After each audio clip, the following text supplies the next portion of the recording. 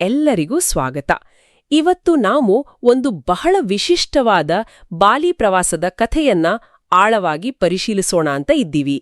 ನಮ್ ಹತ್ರ ಇರೋ ಮಾಹಿತಿಗಳ ಪ್ರಕಾರ ಇದು ಕೇವಲ ಒಂದು ರಜಾ ಪ್ರವಾಸ ಅಷ್ಟೇ ಅಲ್ಲ, ಬದಲಾಗಿ ಆಧ್ಯಾತ್ಮಿಕತೆ ಮತ್ತು ತೀವ್ರವಾದ ಸ್ಥಳ ವೀಕ್ಷಣೆ ಎರಡನ್ನೂ ಒಟ್ಟಿಗೆ ಸೇರಿಸಿದ ಒಂದು ವಾರದ ಪ್ರಯಾಣದ ಕಥೆ ಇದು.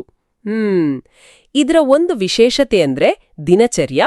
ಪ್ರತಿ ಮುಂಜಾನೆ ಬ್ರಹ್ಮಕುಮಾರೀಸ್ ಅವರ ಶಾಂತಿ ಗೃಹದಲ್ಲಿ ಧ್ಯಾನ ಮತ್ತು ಜ್ಞಾನ ಚರ್ಚೆ. ಅವರದನ್ನ ಮುರಳಿ ಕ್ಲಾಸ್ ಅಂತ ಕರೀತಾರೆ ಅಲ್ವಾ? ಹೌದು, ಅದು ಅವರ ದೈನಂದಿನ ಆಧ್ಯಾತ್ಮಿಕ ಪಾಠ. ಆಮೇಲೆ ದಿನ ಪೂರ್ತಿ ಅಂದ್ರೆ ಸುಮಾರು 8ರಿಂದ 12 ಗಂಟೆಗಳ ಕಾಲ ನಿರಂತರವಾಗಿ ಸೈಟ್ ಸೀಯಿಂಗ್. ಇದೇನೋ ಒಂದು ಆಧುನಿಕ ತೀರ್ಥಯಾತ್ರೆ ತರಹನೇ ಕಾಣುತ್ತೆ. ಖಂಡಿತ. ಹಾಗಿದ್ರೆ ಇದರ ಬಗ್ಗೆ ಸ್ವಲ್ಪ ಹೆಚ್ಚು ಮಾತಾಡೋಣ. ಇಲ್ಲಿ ಗಮನಿಸಬೇಕಾದ ಮುಖ್ಯ ಅಂಶ ಅಂದ್ರೆ ಈ ಒಂದು ರಚನೆಯ ಉದ್ದೇಶ ಕೇವಲ ಸುತ್ತಾಡೋದಾಗಿರ್ಲಿಲ್ಲ. ಬದಲಾಗಿ ಆ ಮುಂಜಾನೆ ಸಿಗುವ ಆಧ್ಯಾತ್ಮಿಕ ಏಕಾಗ್ರತೆಯನ್ನ ದಿನದ ಚಟುವಟಿಕೆಗಳು, ಗದ್ದಲ ಇದರ ಮಧ್ಯೆಯೂ ಹೇಗೆ ಹಿಡಿದಿಟ್ಕೊಳ್ಳೋದು ಅನ್ನೋದಕ್ಕೆ ಇದೊಂದು ಪ್ರಯತ್ನ ಅಂತ ಕಾಣುತ್ತೆ. ಹೋ, ಸರಿ ಸರಿ. ಅಂದ್ರೆ ಆ ಬೆಳಗಿನ ಶಾಂತ ಸ್ಥಿತಿ ಇದೆಯಲ್ಲ, ಅದು ಕರಗಿ ಹೋಗ್ಬಾರ್ದು ದಿನವಿಡೀ. ಅದಕ್ಕೋಸ್ಕರ ಒಂದು ಡಿಸೈನ್ ಮಾಡ್ದ ಹಾಗಿದೆ. ಹೌದು, ಅದು ಬರೀ ರೆಸ್ಟ್ ಟೈಮ್ ಅಲ್ಲ, ಬಸ್ ಒಳಗಡೆಯೂ ಆ ಫೀಲಿಂಗ್ ಇರ್ಬೇಕು ಅಂತ. ಸರಿ, ಹಾಗಾದ್ರೆ ಮೊದಲನೇ ದಿನದಿಂದಲೇ ಶುರು ಮಾಡೋಣ. ಬೆಂಗಳೂರಿಂದ ರಾತ್ರಿ ಫ್ಲೈಟ್, ಸುಮಾರು 1 ಗಂಟೆ 15 ನಿಮಿಷಕ್ಕೆ. ಬೆಳಿಗ್ಗೆ 10:20ಕ್ಕೆ ಬಾಲಿ ಅಂದ್ರೆ ಡೆನ್ಪಾಸರ್ ಏರ್ಪೋರ್ಟ್ಗೆ ರೀಚ್ ಆಗ್ತಾರೆ. ಇಮಿಗ್ರೇಷನ್, ಲಗೇಜ್ ಎಲ್ಲ ಮುಗಿಸಿ ಬಸ್ ಹತ್ತಿದ ಕೂಡ್ಲೇ ಬಾಲಿ ದರ್ಶನ ಶುರು. ಓಕೆ. ಬಸ್ ಹೋಗ್ತಿದ್ದ ಹಾಗೆ ಡೆನ್ಪಾಸರ್ ಸಿಟಿ ಬೀದಿಗಳಲ್ಲಿ ದೊಡ್ಡ ದೊಡ್ಡ ಪ್ರತಿಮೆಗಳ ರಾಮ, ಸೀತೆ ಈ ತರ. ಹೌದು, ಅದು ಬಾಲಿಯ ಒಂದು ವಿಶೇಷತೆ. ಹಿಂದೂ ಸಂಸ್ಕೃತಿಯ ಪ್ರಭಾವ ಬಹಳ ಇದೆ. ಖಂಡಿತ. ಅದು ತಕ್ಷಣ ಗಮನಕ್ಕೆ ಬರುತ್ತೆ. ಮಧ್ಯಾಹ್ನದ ಹೊತ್ತಿಗೆ ಶಾಂತಿಗೃಹಕ್ಕೆ ತಲುಪಿದರು. ಅಲ್ಲಿ ಸಂಜೆ ಒಂದು ಸ್ವಾಗತ ಸಮಾರಂಭ ಇತ್ತು ಅಂತ ಹೇಳಿದ್ರಲ್ಲ, ಅದರ ವಿವರಣೆ ಬಹಳ ಇಂಟ್ರೆಸ್ಟಿಂಗ್ ಆಗಿದೆ. ಹೌದು, ಹೇಳಿ. ಸಾಂಪ್ರದಾಯಿಕ ಬಾಲಿ ನೃತ್ಯ, ಆಮೇಲೆ ಸಾಮೂಹಿಕ ಧ್ಯಾನ, ಮತ್ತೆ BK ಜಾನಕಿ ದೀದಿಯವರು ಅಪ್ನಾ ಪರಿವಾರ್ ಅಂದ್ರೆ ನಮ್ಮ ಕುಟುಂಬ ಅಂತ ಒಂದು ಸೆಷನ್ ಮಾಡಿದ್ರು. ಓ, ಅದು ಚೆನ್ನಾಗಿರತ್ತಲ್ವಾ ಎಲ್ಲರನ್ನೂ ಒಟ್ಟಿಗೆ ತರೋದಿಕ್ಕೆ. ಹೌದು, ಬೇರೆ ಬೇರೆ ಕಡೆಯಿಂದ ಬಂದವರನ್ನ ತಕ್ಷಣ ಒಂದುಗೂಡಿಸಿ ಒಂದು ಆತ್ಮೀಯತೆ ಮೂಡಿಸೋ ಪ್ರಯತ್ನ. ಭಾರತವಾಸಿ ಬ್ರಾಹ್ಮಣರು, ಡಬಲ್ ಫಾರಿನರ್ಸ್ ಅಂತೆಲ್ಲ ಹೇಳಿದ್ದಾರೆ ಮೂಲದಲ್ಲಿ. ಅಂದ್ರೆ ಬೇರೆ ಬೇರೆ ಹಿನ್ನೆಲೆಯವರು ಇರಬಹುದು. ಅವರ ಮಧ್ಯೆ ಬೆರೆಯೋಕೆ ಅವಕಾಶ. ಆಮೇಲೆ ಮೌನ ನಡಿಗೆ, ಕೊನೆಗೆ ಮಧುಬನ ಕಿಚಡಿ ಮತ್ತೆ ರಸಂ ಅಥವಾ ಸಾಂಬಾರ್ ಭೋಜನ. ವಾವ್, ಮನೆಯ ವಾತಾವರಣ ಸೃಷ್ಟಿಯಾಗಿರುತ್ತೆ. ಹೌದು, ಆ ದೀರ್ಘ ಪ್ರಯಾಣದ ನಂತರ ಅದು ಬಹಳ ಮುಖ್ಯ. ನಿಜ. ಇನ್ನು 2ನೇ ದಿನದಿಂದ ಹೇಳಿದ್ದರ್ಲ ಆ ದೈನಂದಿನ ಲಯ ಶುರುವಾಗುತ್ತೆ. ರೂಟೀನ್. ಬೆಳಿಗ್ಗೆ 6 ಗಂಟೆಗೆ ಮುರಳಿ ಕ್ಲಾಸ್, ಆ ದಿನದ ಪಾಠ. ಆಮೇಲೆ BK ಸೋಮಪ್ರಭಾ ದೀದಿಯವರಿಂದ ಅನುಭವ ಹಂಚಿಕೆ. ಅಂದ್ರೆ ಮುಂದಿನ ಚಟುವಟಿಕೆಗಳಿಗೆ ಒಂದು ರೀತಿಯ ಸ್ಪಿರಿಚುವಲ್ ಪ್ರಿಪರೇಷನ್ ತರ. ಹೌದು. ಅದರ ನಂತರ ಶುರುವಾಗಿದ್ದು ಬಾಲಿ ಅಟ್ರಾಕ್ಷನ್ಸ್. ಮೊದ್ಲಿಗೆ Garuda Wisnu Kencana cultural park, GWK ಅಂತ ಫೇಮಸ್. ಬಹಳ ದೊಡ್ಡ ಪಾರ್ಕ್ ಅದು. ದೊಡ್ಡ ವಿಷ್ಣು ಮತ್ತು ಗರುಡನ ಪ್ರತಿಮೆ ಇದೆ ಅಲ್ವಾ? ಹೌದು, ಬೃಹತ್ ಪ್ರತಿಮೆಗಳು, ವ್ಯೂ ಪಾಯಿಂಟ್ಸ್ ಎಲ್ಲ ಚೆನ್ನಾಗಿದೆ. ಆಮೇಲೆ ಪಾಂಡವ ಬೀಚ್ ಹತ್ರ ಊಟ. ಬೇಕಾದ್ರೆ ಪಡಂಗ್ ಬೀಚ್ಗೂ ಹೋಗ್ಬೋದಿತ್ತು. ಆ ದಿನದ ಹೈಲೈಟ್ ಅಂದ್ರೆ ಉಲುವಾಟು ಟೆಂಪಲ್ ಅಲ್ವಾ? ಖಂಡಿತ. ಸಮುದ್ರ ಮಟ್ಟದಿಂದ 100 ಅಡಿ ಎತ್ತರದ ಬಂಡೆ ಮೇಲೆ ಹಿಂದೂ ಮಹಾಸಾಗರಕ್ಕೆ ಮುಖ ಮಾಡಿ ನಿಂತಿರೋ ದೇವಾಲಯ. ದೃಶ್ಯವೇ ಅದ್ಭುತವಾಗಿರ್ಬೇಕು. ಅಲ್ಲಿ ಒಂದು ಫನ್ನಿ ವಾರ್ನಿಂಗ್ ಕೂಡ ಇತ್ತಂತೆ. ಹೌದಾ? ಏನು? ಕೋತಿಗಳ ಬಗ್ಗೆ ಹುಷಾರು, ನಿಮ್ಮ ಮೊಬೈಲ್ ಕಣ್ಣಕ್ಕಾಗಳನ್ನು ಎತ್ಕೊಂಡು ಹೋಗ್ಬಿಡುತ್ತೆ ಅಂತ. ಸರಿ ಸರಿ. ಆಧ್ಯಾತ್ಮಿಕ ಸ್ಥಳದಲ್ಲೂ ಪ್ರಾಕ್ಟಿಕಲ್ ಪ್ರಾಬ್ಲಮ್ಸ್. ಹೌದು. ಸಂಜೆ ಸೂರ್ಯಾಸ್ತದ ಸಮಯದಲ್ಲಿ ಅಲ್ಲಿ ಕೆಚಕ್ ನೃತ್ಯ ಪ್ರದರ್ಶನ. ಓ, ಕೆಚಕ್ ಡ್ಯಾನ್ಸ್. ಅದು ರಾಮಾಯಣದ ಕತೆ ಹೇಳುತ್ತೆ ಅಲ್ವಾ? ಬರೀ ಬಾಯಿ ಸದ್ದಿನಿಂದ ಚಕ್ ಚಕ್ ಚಕ್ ಅಂತ ಮ್ಯೂಸಿಕ್ ಮಾಡ್ತಾರಲ್ಲ. ಅದೇ ಒಂಥರ ಫೈರ್ ಡಾನ್ಸ್ ತರಹನೂ ಇರುತ್ತೆ. ಬಹಳ ಯುನೀಕ್ ಅದು. ಈ 2ನೇ ದಿನದ ಅನುಭವ ನೀವು ಹೇಳಿದ ಆ ಮೂಲ ಕಲ್ಪನೆಯನ್ನ ಚೆನ್ನಾಗಿ ತೋರಿಸುತ್ತೆ ನೋಡಿ. ಅಂದ್ರೆ ಬೆಳ್ಗೆ ಆಳವಾದ ಆಂತರಿಕ ಚಿಂತನೆ, ಆಮೇಲೆ ದಿನವಿಡೀ ತೀವ್ರವಾದ ಬಾಹ್ಯ ಇಂದ್ರಿಯಾನುಭವಗಳು. 3ನೇ ದಿನ ಸಂಸ್ಕೃತಿ ಮತ್ತೆ ಪ್ರಕೃತಿಯ ಆಳಕ್ಕೆ ಇಳಿಯೋ ಪ್ರಯತ್ನ ಅಂತ ಕಾಣುತ್ತೆ. ಬೆಳಗ್ಗೆ ಆಧ್ಯಾತ್ಮಿಕ ಕಾರ್ಯಕ್ರಮದಲ್ಲಿ BK ರಜನಿ ದೀದಿಯವರು ಅವ್ಯಕ್ತ ಪಾಲನೆ ಬಗ್ಗೆ ಹೇಳಿದ್ರು. ಸೂಕ್ಷ್ಮ ಆಧ್ಯಾತ್ಮಿಕ ಪೋಷಣೆ ಅಂತ ಅರ್ಥ ಇರಬಹುದು. ಹೌದು.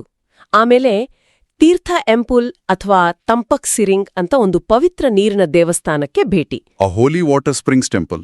ಅಲ್ಲಿ ಸ್ನಾನ ಮಾಡೋ ಸಂಪ್ರದಾಯ ಇದೆಯಲ್ಲ. ಹೌದು, ಆ ಪವಿತ್ರ ನೀರಿನಲ್ಲಿ ಸ್ನಾನ ಮಾಡಿ ಶುದ್ಧೀಕರಣ ಹೊಂದುವ ವಿಧಿಗಳನ್ನ ನೋಡೋಕೆ ಕೆಲವರು ಭಾಗವಹಿಸೋಕ್ಕೂ ಅವಕಾಶ ಇತ್ತು. ಆಮೇಲೆ ಉಬುದ್ಧರ ಮನೆ, ಬಾಲಿ ರಾಜಮನೆತನದ ಇತಿಹಾಸ ತಿಳಿಯೋಕೆ ಒಳ್ಳೆ ಜಾಗ. ಅವರ ಟ್ರೆಡಿಷನಲ್ ಆರ್ಕಿಟೆಕ್ಚರ್ ಎಲ್ಲ ನೋಡ್ಬೋದು. ಅದಿನ ಇನ್ನೊಂದು ಮುಖ್ಯವಾದ ಸ್ಥಳ ಅಂದ್ರೆ ತೇಗಲಲಾಂಗ್ ರೈಸ್ ಟೆರೆಸಸ್ ಅಲ್ವಾ? ಖಂಡಿತ. ಬಾಲಿಯ ಪೋಸ್ಟ್ಕಾರ್ಡ್ ಇಮೇಜ್ ಅಂದ್ರೆ ಅದೇ ಹಸಿರು ಮೆಟ್ಲುಗಳ ತರ ಭತ್ತದ ಗದ್ದೆಗಳು. ನೋಡಕ್ಕೆ ಬಹಳ ಸುಂದರವಾಗಿರುತ್ತೆ. ಹೌದು. ಜೊತೆಗೆ ಬಟುವಾನ್ ಟೆಂಪಲ್ ಅಂತ ಹಳೇ ಕಾಲದ ಸುಂದರ ಕೆತ್ತನೆಗಳಿರೋ ದೇವಸ್ಥಾನಕ್ಕೂ ಹೋದ್ರು. ಸಂಜೆ ಮತ್ತೆ ಶಾಂತಿಗ್ರಹಕ್ಕೆ ವಾಪಸ್. ಆಮೇಲೆ ರೆಸ್ಟ್, ಡಿನ್ನರ್, ಅನುಭವ ಹಂಚಿಕೆ. ಈ ದಿನದ ಜಾಗಗಳೆಲ್ಲ ಬಾಲಿಯ ಸಾರವನ್ನೇ ಹಿಡಿದಿಟ್ಟ ಹಾಗೆ ಇವೆ ಅಲ್ವಾ? 4ನೇ ದಿನ ಸ್ವಲ್ಪ ಚೇಂಜ್ ಆಫ್ ಪೇಸ್ ಅಂತ ಕಾಣುತ್ತೆ. ಒಂಥರ ಅಡ್ವೆಂಚರ್ ಡೇ. ಓಕೆ.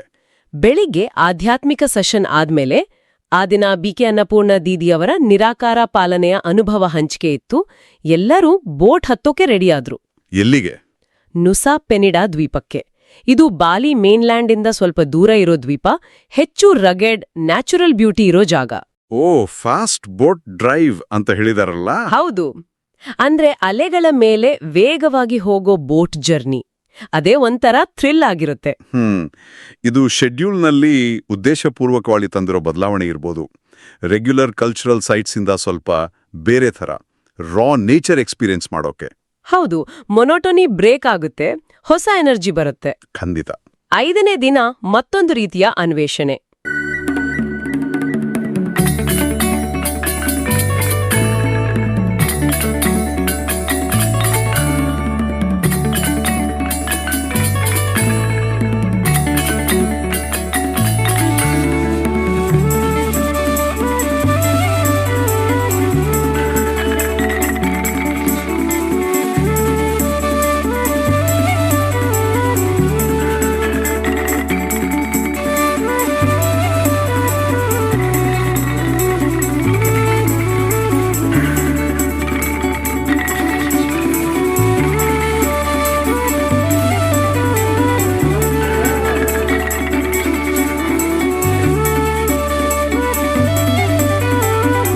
ಶಾಪಿಂಗ್.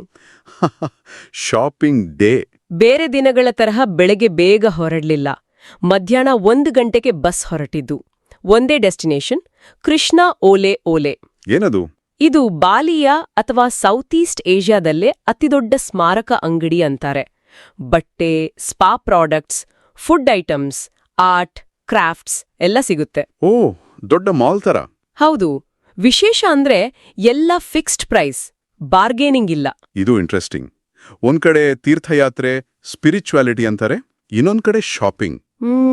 ಇದನ್ನ ಆ ಆಧುನಿಕ ತೀರ್ಥಯಾತ್ರೆ ತತ್ವಕ್ಕೆ ಹೇಗೆ ಹೊಂದಿಸಬಹುದು? ಬಹುಶಃ ಅದರ ಹಿಂದಿನ ಐಡಿಯಾ ಭೌತಿಕ ಜಗತ್ತನ್ನ ಪೂರ್ತಿ ತಿರಸ್ಕಾರ ಮಾಡೋ ಬದಲು ಅದರ ಜೊತೆ ಪ್ರಜ್ಞಾಪೂರ್ವಕವಾಗಿ ವ್ಯವಹರಿಸೋದು ಅಂತ ಇರ್ಬೋದು. ಅಂದ್ರೆ ಅವೇರ್ನೆಸ್ ಇಂದ ಶಾಪಿಂಗ್ ಮಾಡೋದು. ಹೌದು. ಒಂದು ಪ್ರಾಚೀನ ದೇವಸ್ಥಾನದಲ್ಲಿ ಸಿಗೋ ಅನುಭವಕ್ಕೂ ಈ ಮಾರ್ಕೆಟ್ನಲ್ಲಿ ವಸ್ತುಗಳನ್ನ ಆಯ್ಕೆ ಮಾಡೋದಕ್ಕೂ ಒಂದೇ ರೀತಿಯ ಗಮನ ಕೊಡೋ ಪ್ರಯತ್ನ ಇರ್ಬೋದೇನೋ. ಎಲ್ಲವನ್ನೂ ಸಮಾನವಾಗಿ ಸ್ವೀಕರಿಸೋದು. ಇದು ನಿಜಕ್ಕೂ ಒಂದು ವಿಭಿನ್ನ ದೃಷ್ಟಿಕೋನ. ಅತಿಯಾಗಿ ಅಂಟ್ಕೊಳ್ದೇ ಇರೋದು ಮುಖ್ಯ. ಖಂಡಿತ. 6ನೇ ದಿನ ಮತ್ತೆ ಪ್ರಕೃತಿ ಮತ್ತೆ ಫೇಮಸ್ ಜಾಗಗಳ ಕಡೆಗೆ. ಎಂದಿನಂತೆ ಬೆಳಿಗ್ಗೆ ಮುರಳಿ ಕ್ಲಾಸ್, ಅನುಭವ ಹಂಚಿಕೆ ಎಲ್ಲ ಆದ್ಮೇಲೆ ನಾರ್ತ್ ಬಾಲಿ ಕಡೆಗ ಪ್ರಯಾಣ. ಸ್ವಲ್ಪ ತಂಪಾದ ಪ್ರದೇಶ. ಓಕೆ. ಮೊದಲಿಗೆ ಬೆದುಗುಲ್ ಸರೋವರ, ಬೆರೆಟಾನ್ ಲೇಕ್ ಅಂತಾನೂ ಹೇಳ್ತಾರೆ. ಪರ್ವತಗಳ ಮಧ್ಯೆ ಬಹಳ ಸುಂದರ ಶಾಂತವಾದ ಸರೋವರ. ಆಮೇಲೆ ದಿ ಸಿಲಾಸ್ ಆಗ್ರೋ ಟೂರಿಸಂ ಅಂತ ಒಂದು ಜಾಗಕ್ಕೆ ಭೇಟಿ. ಅಲ್ಲಿ ಬಾಲಿಯ ಕೃಷಿ, ಹಣ್ಣು, ತರಕಾರಿ, ಕಾಫಿ ಬಗ್ಗೆ ಎಲ್ಲ ತಿಳ್ಕೋಬಹುದು. ಆಗ್ರೋ ಟೂರಿಸಂ ಒಳ್ಳೆ ಕಾನ್ಸೆಪ್ಟ್. ಹೌದು.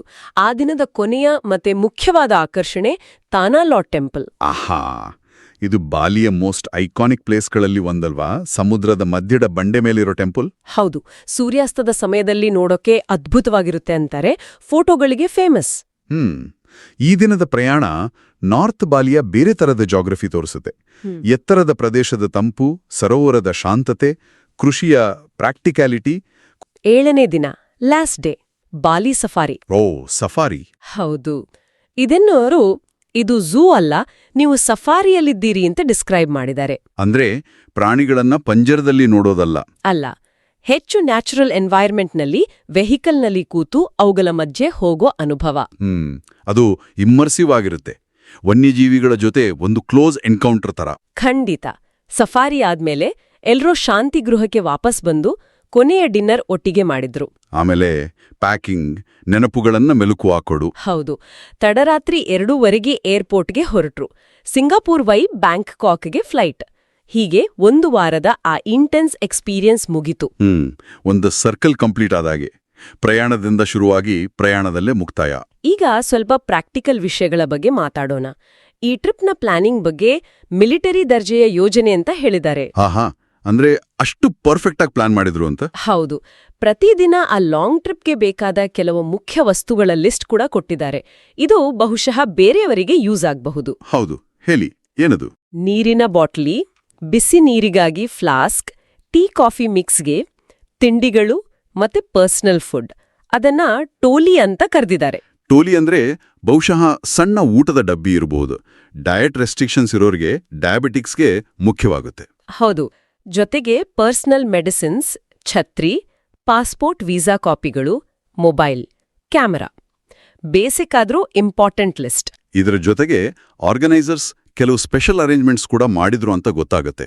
ಅದು ಅವರ ಕೇರಿಂಗ್ ತೋರಿಸುತ್ತೆ. ಹೌದು. ಏನೇನೋ? ಉದಾಹರಣೆಗೆ ವೀಲ್ಚೇರ್ ಬೇಕಾದವರಿಗೆ ಶಾಂತಿಗೃಹದಿಂದಲೇ ವೀಲ್ಚೇರ್ ತಗೊಂಡೋಗೋ ವ್ಯವಸ್ಥೆ. ಕೆಲವು ದೇವಸ್ಥಾನಗಳಲ್ಲಿ ಪುರುಷರು ಸಾರಾಂಗ್ ತರಹ ಬಟ್ಟೆ ಹಾಕಬೇಕಿತ್ತು, ಅದನ್ನೂ ಒದಗಿಸಿದ್ರು. ಓ, ಗುಡ್. ಡಯಾಬಿಟಿಕ್ಸ್ಗೆ ತಮ್ಮ ಟೋಲಿ ತರಲು ನೆನಪಿಸಿದ್ರು. ಅಷ್ಟೇ ಅಲ್ಲ, local sim card, currency exchange ಎಲ್ಲ ಶಾಂತಿಗೃಹದಲ್ಲಿ ಅರೇಂಜ್ ಮಾಡಿದ್ದು ಪ್ರಯಾಣಿಕರಿಗೆ ಬಹಳ ಅನುಕೂಲ ಆಗಿರಬೇಕು. ಹೌದು. ಹೊರಗಡೆ ಅಲೆಯೋ ಟೆನ್ಷನ್ ಇರಲಿಲ್ಲ. ಒಂದು ತಡೆರಹಿತ ವಾತಾವರಣ ಕ್ರಿಯೇಟ್ ಮಾಡೋ ಪ್ರಯತ್ನ. ಒಟ್ಟಾರೆಯಾಗಿ ನೋಡಿದ್ರೆ ಈ ಬಾಲಿ ಟ್ರಿಪ್ ಎಕ್ಸ್ಪೀರಿಯನ್ಸ್ ಒಂದ್ ಕಡೆ ಡೀಪ್ ಸ್ಪಿರಿಚುವಲ್ ಪ್ರಾಕ್ಟಿಸ್, ಇನ್ನೊಂದ್ ಕಡೆ ಬಾಲಿಯ ಕಲ್ಚರ್, ನೇಚರ್ ಮತ್ತೆ ಮಾಡರ್ನ್ ಕಾಮರ್ಸ್ನ ಒಂದು ಇಂಟೆನ್ಸ್ ಆದ್ರೂ ಸ್ಟ್ರಕ್ಚರ್ಡ್ ಆದ ಎಕ್ಸ್ಪ್ಲೋರೇಷನ್. ಎರಡರ ಒಂದು ಯೂನಿಕ್ ಬ್ಲೆಂಡ್. ಹಾಗಾದ್ರೆ ಇದೆಲ್ಲದರ ಒಟ್ಟು ಸಾರಾಂಶ ಏನು? ಇದು ಟ್ರಾವೆಲ್ಗೆ ಒಂದು ಹೊಸ ಪರ್ಸ್ಪೆಕ್ಟಿವ್ ಕೊಡುತ್ತಾ? ಹೌದು. ಇದನ್ನ ಒಂದು ಆಧುನಿಕ ತೀರ್ಥಯಾತ್ರೆಯ ಮಾಡೆಲ್ ಅಂತ ಖಂಡಿತ ಹೇಳ್ಬೋದು. ಸ್ಪಿರಿಚುವಲ್ ಗೋಲ್ ಮುಖ್ಯವಾಗಿದ್ರೂ ಲೌಕಿಕ ಜಗತ್ತಿನ ಅನುಭವಗಳನ್ನ ರಿಜೆಕ್ಟ್ ಮಾಡಲ್ಲ. ಬದಲಿಗೆ ಇಂಟಿಗ್ರೇಟ್ ಮಾಡೋ ಪ್ರಯತ್ನ. ಹೌದು. ಅವೆರಡನ್ನೂ ಹೇಗೆ ಬ್ಯಾಲೆನ್ಸ್ ಮಾಡ್ಬೋದು ಅಂತ ತೋರಿಸೋ ಪ್ರಯತ್ನ. ಬೆಳಗ್ಗೆ ಧ್ಯಾನದಿಂದ ಸಿಕ್ಕಿದ ಎನರ್ಜಿಯನ್ನ ದಿನವಿಡೀ ಬರೋ ಬೇರೆ ಬೇರೆ ಸಿಚುವೇಶನ್ಗಳಲ್ಲಿ, ಅದು ಟೆಂಪಲ್ನ ಸೈಲೆನ್ಸ್ ಇರಲಿ, ಮಾರ್ಕೆಟ್ನ ನಾಯ್ಸ್ ಇರಲಿ, ಸಫಾರಿಯ ಥ್ರಿಲ್ ಇರಲಿ, ಹೇಗೆ ಮೇಂಟೈನ್ ಮಾಡೋದು, ಯೂಸ್ ಮಾಡೋದು ಅನ್ನೋದೇ ಮುಖ್ಯ ಕಲಿಕೆ ಇರ್ಬೋದು. ನಿಜ. ಹಾಗಾದ್ರೆ ಕೇಳುಗರು ಯೋಚಿಸೋಕೆ ಒಂದು ವಿಚಾರ ಇಲ್ಲಿದೆ ಅಲ್ವಾ? ಹೌದು.